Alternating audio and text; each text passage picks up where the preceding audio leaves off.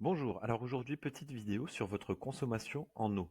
Alors on a vu le cours sur comment prévenir les risques environnementaux liés à ma consommation en eau et pour ça je vais vous montrer quels sont vos besoins quotidiens en eau.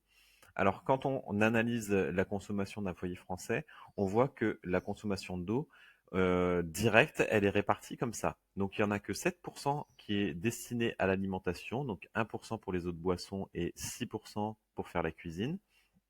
Ensuite, 93% est consacré à l'hygiène et au nettoyage global.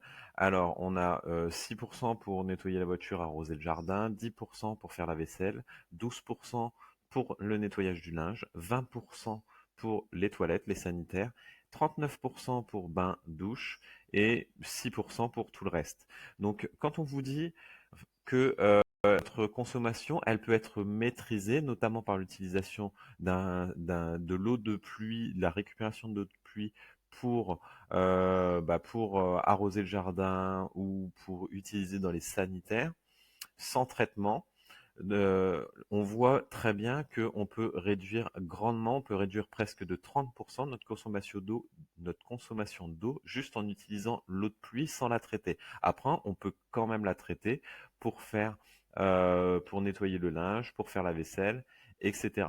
Donc, votre consommation d'eau, elle peut être beaucoup réduite avec des petits gestes et bien sûr en utilisant du matériel qui est économe en eau, un lave-linge économique en eau, par exemple, un lave-vaisselle économique en eau, en réduisant toutes les fuites et en évitant de laisser couler le robinet quand on n'utilise pas, quand on se rase, quand on se brosse les dents, quand on fait la vaisselle, etc. On peut réduire beaucoup notre consommation d'eau. Ensuite, il y a un autre facteur. Donc ça, c'était l'eau directement consommée dans le foyer. Mais il y a un autre facteur, ça s'appelle l'eau grise ou l'eau virtuelle, notre consommation indirecte en eau.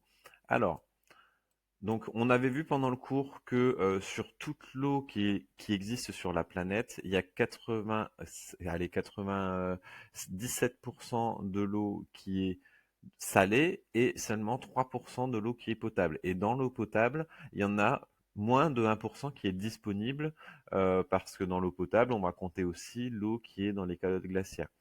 Donc, quand on regarde notre consommation virtuelle, notre consommation d'eau grise, on s'aperçoit que, par exemple, pour produire 1 kg de tomates, il faut 184 litres d'eau. 1 kg d'orange, 500 litres. 1 kg de pommes de terre, 900 litres d'eau pour fabriquer 1 kg de pommes de terre. Du lait, pour faire 1 litre de lait, il faut 1000 litres d'eau. 1 kg d'œufs, 3300 litres d'eau. 1 kg de fromage, 5000 litres d'eau. Et c'est pas que dans l'alimentation, parce que pour faire 1 kg de toile de jean, il faut 11 000 litres d'eau. Le cuir, pour faire 1 kg de cuir, 16 000 litres d'eau. Au niveau de la consommation alimentaire, au niveau de la consommation alimentaire, 1 kg de steak de bœuf consomme 15 000 litres d'eau. La viande de porc, c'est 5000 litres d'eau. Le poulet, c'est à peu près 4000 litres d'eau. Donc vous voyez qu'on consomme énormément d'eau de façon indirecte. Pour fabriquer un ordinateur, il faut 20 000 litres d'eau. 1 kg de cacao, il faut 27 000 litres d'eau. Et pour consommer, pour fabriquer une voiture, il est nécessaire de consommer 400 000 litres d'eau. Donc vous voyez que l'eau, elle n'est pas juste directement consommée dans l'alimentation, enfin par les Français, dans la vie du quotidien. On consomme à peu près entre 100 et 150 litres d'eau par jour et par personne. Mais on a aussi notre consommation virtuelle d'eau qui compte. Donc là, un petit récapitulatif. Donc du lait, c'est à peu près 1000 litres d'eau. Un t-shirt en coton, 3000 litres d'eau, de la viande de bœuf, à peu près 15 000 litres d'eau. Et tout ce qui est métaux aussi, quand on va acheter des produits, on va consommer énormément d'eau. Donc là, 1 kg d'aluminium, c'est 100 000 litres d'eau. Donc notre consommation, ne pas gaspiller l'eau, ne pas gaspiller les produits faire réparer nos appareils, etc. Ça aussi, c'est essentiel pour maîtriser notre consommation d'eau et l'impact sur l'environnement. Merci beaucoup d'avoir écouté cette capsule et je vous souhaite bonne révision. Au revoir.